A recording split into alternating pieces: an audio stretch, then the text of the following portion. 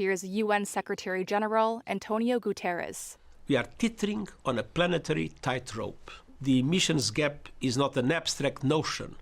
There is a direct link between increasing emissions and increasingly frequent and intense climate disasters. स्वागत है दोस्तों। एक समय था जब धरती में सब कुछ संतुलित था, हवा साफ थी, पानी शुद्ध था और प्रकृतियों में सुंदरता भी था। लेकिन कुछ सौ सालों में इंसानों की लापरवाही ने हमारे महासागर, जल और हवा को पूरी तरह से बदल दिया है।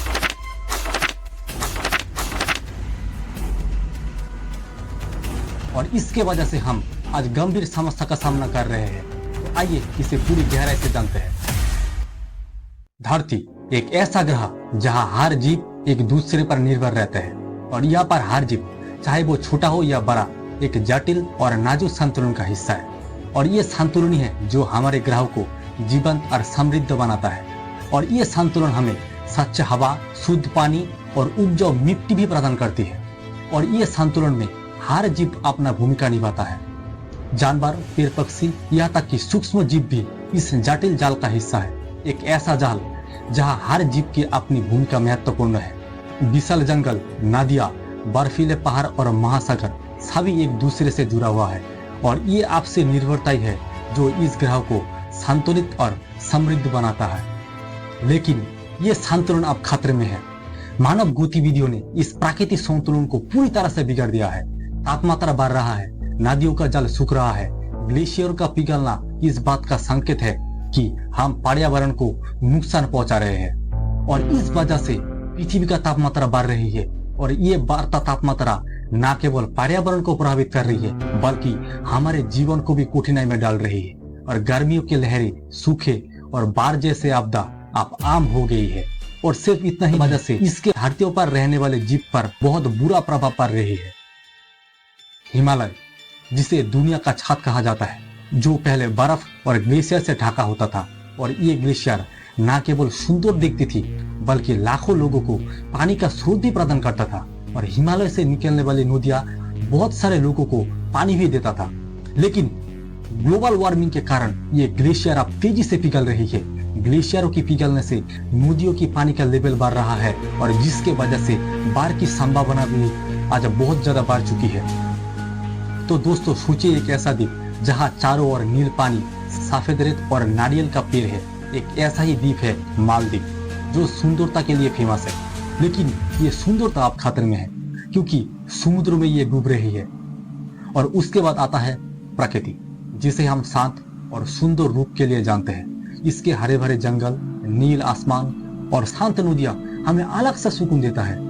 लेकिन दोस्तों दूसरी ओर इसका खतरनाक ताकत भी दिखाते हैं। ऐसा ताकत कि हमारे जीवन को पूरी तरह से बदल सकती है। और ये हमें याद दिलाता है कि प्रकृति सुंदरता ही नहीं बल्कि विनाश का भी ताकत रखती है।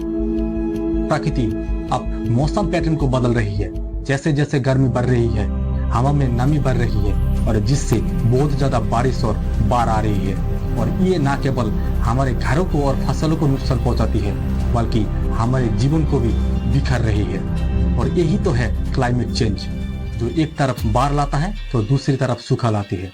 और ये सूखे के कारण जमीन बंजर हो जाती है और पानी की कमी के कारण जीवन में कठिनाई आ जाती है।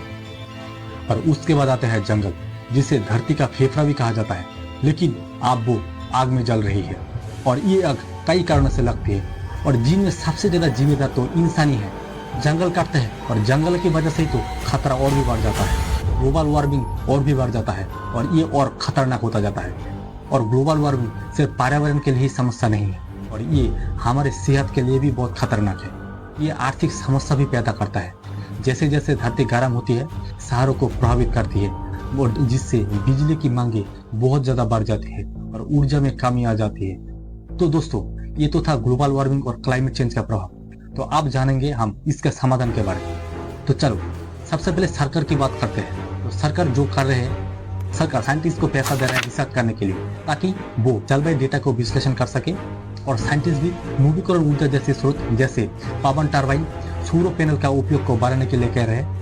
और हम जो कर सकते हैं वो है कि हम सभी को एकजुट होकर छोटा छोटा कदम उठाना पड़ेगा, कि जैसे पेड़ लगाना और सार्वजनिक परिवहन का उपयोग करना, जैसे साइकिल, पैदल चलना आदि।